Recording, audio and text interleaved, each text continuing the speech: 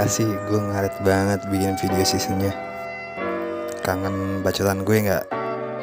Maaf banget ya, gue baru sempet bikin videonya. Maklum lah, kemarin jadwal gue sibuk banget cuy. Dari ngurusin Dede Gemas, ikut ke Jurnas Balet, magang joki Tong Setan, sampai ML, Mobile Legend cuy. Sibuk banget dah pokoknya. Lo gimana Juni ini? Masih lembek kak? Anyway, selamat datang di bulannya Gemini, bulan penuh tanda tanya. GEG, MIMI, ini Dajjal. Para Gemini itu biasanya mulai netes antara tanggal 21 Mei sampai 20 Juni. Banyak banget yang bilang katanya zodiak Gemini itu zodiak yang paling pelin-pelan. Bener gak sih? Ya bener lah. Habis gimana cuy? Emang udah pesona mereka kayak gitu. Tahu gak sih, para Gemini itu pinter-pinter cuy. Saking pinternya kadang malah disangka licik. Ya beberapa memang ada yang licik sih. Lalu Gemini dibenci karena licik? Oh tidak akan. Pasalnya mereka ini punya jutaan cara untuk mengakalkan diri sama orang baru. Selain dikenal jago berkomunikasi, selera humor mereka juga receh banget cuy.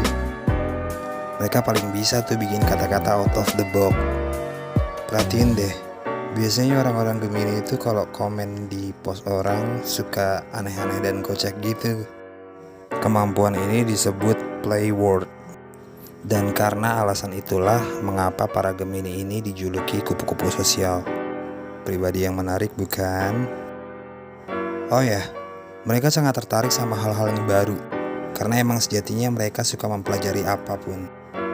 Ngomong-ngomong soal Gemini, banyak gak sih dari kalian yang pernah jadi korban PHP-nya Gemini? Atau kalian pernah ngerasa disepikin, terus pas kalian respon, dianya justru ghosting? Pasti gak enak banget kan? Lo tau gak itu kenapa? Itu adalah cara mereka untuk tahu seberapa pantasnya lo buat mereka. Well, to be honest, even Geminians flirty as fuck. Faktanya, mereka sangat takut dengan komitmen lo. Kayak pas PDKT tuh mereka akan sering ngetes-ngetes lo gitu. Dan tahu gak, buat naklukin Gemini itu menurut gue lebih susah daripada harus naklukin Cancer.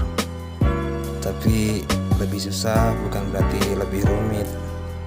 Simple aja, lo hanya perlu buat mereka penasaran aja kok. Kalau mereka yang penasaran, justru mereka yang malah tuh ngejar lo. Beneran. Terus ada yang nanya, Gemini bisa setia gak sih? Gemini bisa bucin gak sih? Gemini bisa cemburu gak sih? Tergantung personality mana yang mereka pop up.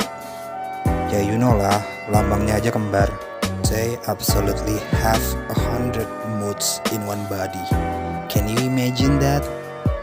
Gue rasa gak bisa sih, kes mereka aja gak paham sama diri mereka sendiri. Sebenarnya masih banyak yang pengen gue bahas soal zodiak ini, tapi mungkin butuh waktu 2 jam untuk deskripsiin Gemini secara mendetil.